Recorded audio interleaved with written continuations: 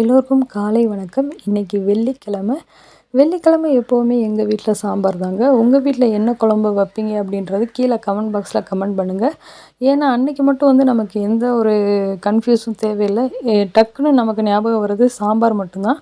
ஒரு சைடு வந்து அரிசியை ஊற வச்சுட்டு ஒரு சைடு வந்து பருப்பை வந்து நல்லா வேக வச்சு எடுத்து வச்சிட்டிங்க. இப்போ வெங்காயம், பூண்டு, தக்காளி, கருவேப்பிலை எல்லாத்தையும் வதக்குறதுக்காக ரெடியாக எடுத்து வச்சிட்டிங்க. இப்போ வந்து சாம்பாருக்கு தேவையான காய்கறிகள் முருங்கைக்காய், சௌசௌ, கேரட் எடுத்து சிம்பிளாக ஒரு சாம்பார் ரெசிபி பண்ணிட்டேங்க.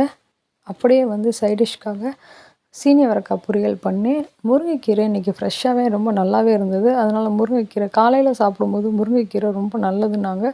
இரும்பு சத்தும் அதிகமான உள்ள ஒரு கீரை. அதனால் அதை எடுத்து பண்ணிட்டேங்க. மீல் மேக்கர் என் ஹஸ்பண்டுக்கு ரொம்ப பிடிக்கும். சாம்பார் எப்போவுமே வைக்கும்போது மீல் மேக்கர் எப்போவுமே கேட்பாங்க. இப்போ கத்திரிக்காய் முருங்கைக்காய் போட்ட சாம்பார் நேற்று வச்ச முட்டை குழம்புங்க. நேற்றை விட இன்றைக்கி ரொம்பவே நல்லா இருந்தது. சீனி அவரைக்காய் பொரியல் ரெடி ஆயிடுச்சு.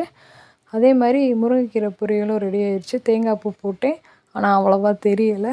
அதுக்கப்புறம் வந்து மீல் மேக்கர், அப்பளம், பசுந்தயிர், காலை உணவு ரெடி.